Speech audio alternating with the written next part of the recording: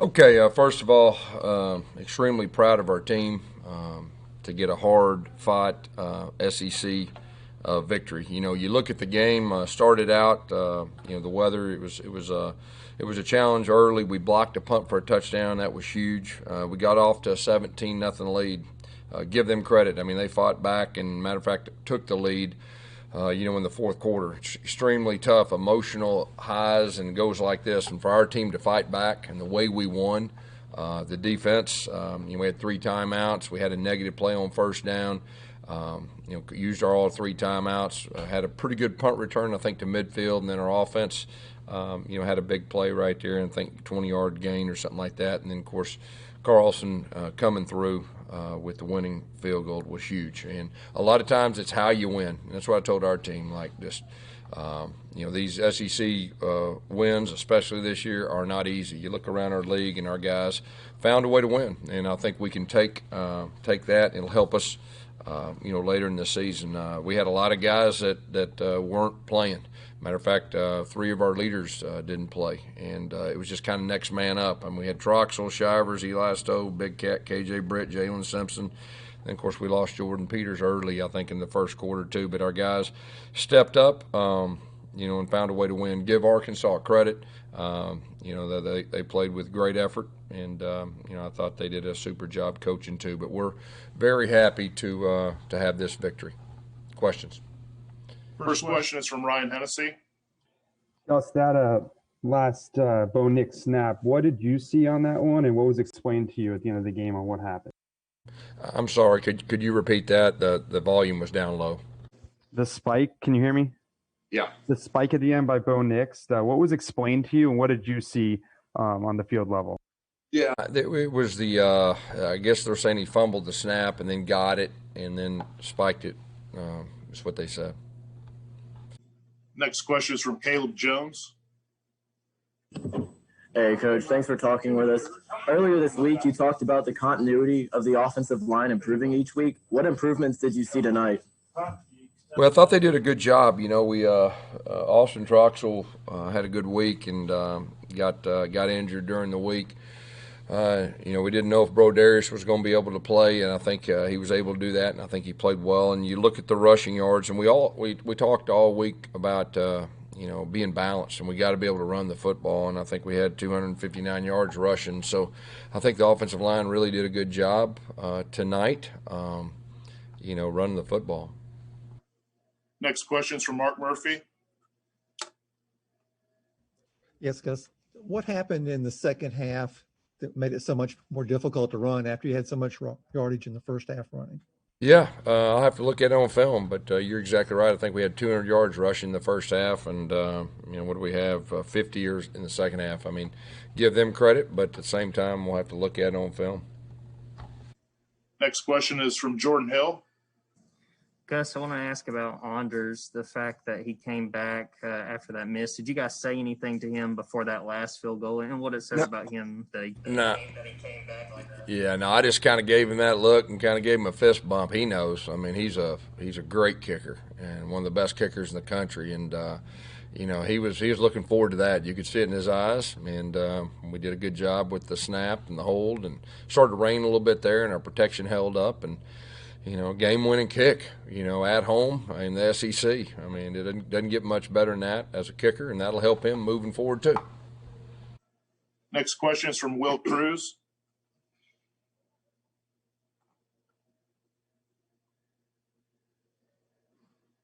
All right, we'll skip ahead to Rocco. Yeah, Gus, I think it was the first touchdown of the game, Jordan Peters went in and got his hand in there, and that's not the first time we've seen him do it. Probably won't be the last time we've seen him do it. Just what does that say about his play on special teams and his ability to do that?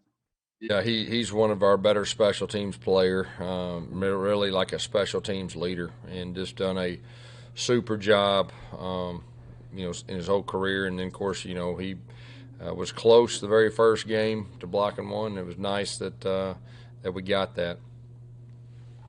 Next is Nathan King. Hey, Gus. So Tank kind of led the rushing attack again for the second straight game. What did you see out of him tonight and his ability to hit some of those holes that were opening up from the O-line? He broke tackles. He ran extremely hard. That's what I saw. I mean, there was some hard yards too. He bounced a couple out. He cut them back, ran some guys over, broke tackles, kept his legs moving, and protected the football. I know that one, but he was down. But I thought he did a good job. Next question is Philip Marshall.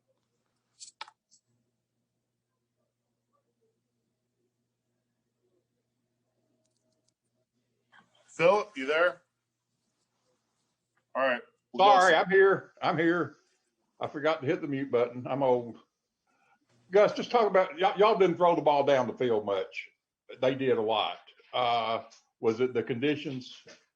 Yeah, Philip. Early on, it was the conditions. Early on, we tried to throw a couple things on the perimeter, and the ball was it wasn't quite good. And then it stopped raining. We threw one down the field, I guess, right before half. That was deep. And then they just started playing cloud coverage and dropping everybody back, and so that made it tough. With the deep shots. One other question is, was Seth full speed? One that we tried, and it was our protection broke down. Full speed. Seth was banged up. He not 100%, but he played. He battled. We kept him out. He was limited in practice, but he battled, and but hopefully he'll be back 100% next week. Thanks. Next question's from Brian Matthews. Yeah, Gus. How difficult was last week for you guys? Physically getting beat up, the injuries, plus mentally, just everything going on with the loss and everybody getting banged up.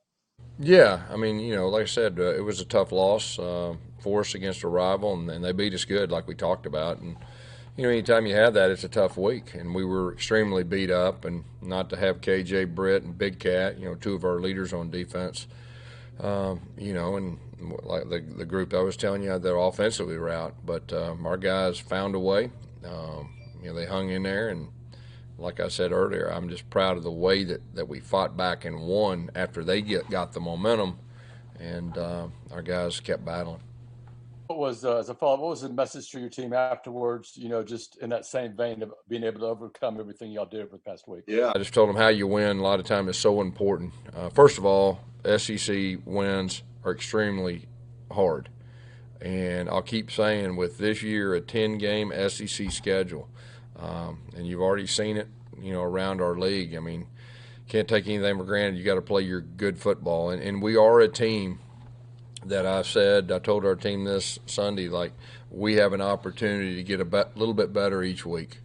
And if we can be that team that gets a little bit better each week, very few teams are going to improve. It's going to be a real challenging year, I think, around our league. So that's our goal. All right. Next question is Will Cruz. Hey, Gus. So Bo really came into his own in the second half there, but Seth and Schwartz were the only two receivers that caught a ball still. So how do you think he went through his progressions tonight, and how do you get more guys involved? Of course, I'll have to look at the actual, film and the reads and everything that goes with it. But, you got to keep in mind those are two of the best receivers in our league, and they made some plays. You saw, Flash on that tunnel. I mean, he made a great play, bounced it out. And of course, Seth made, I guess, a big catch late in the game too. So we'll see. Next is Justin Ferguson. Hey guys, I wanted to ask you about Flash. First 100-yard game of his career, had a few big plays like that last touchdown. Is this kind of some of the stuff we can expect to see him, especially with Chad and what he likes to do in the passing game? Yeah, I think, just making him a priority to get him the ball, that's, the last 2 weeks, I think we've done a solid job with that. And like he was just saying about Seth, Seth's a guy that, you get the ball around him, he's got a real chance, and, he can do something with it after he caught it. I think he hurdled that one guy and kept his feet and tried to get extra yards. Next is Jordan Hill.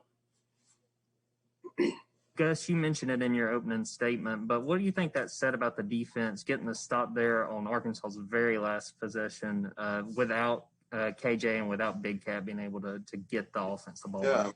You know, because I think they'd scored the drive before, and you know, for us to get that negative play on first down was huge. And then I think we had another good play on second down, and then the quarterback scrambled on third, and we used our timeouts. We had 2 minutes left, and then we were able to get the ball to the 50-yard line. I think that really just, you know, changed everything. And so, you know, they found a way. You know, they found a way when the game was on the line to, you know, to get the ball back.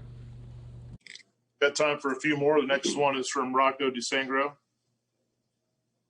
Yeah, Gus, you kind of touched on not having KJ today. I saw he tweeted earlier, and he just seems like he's in really good spirits right now, doing fine and hoping for a speedy recovery.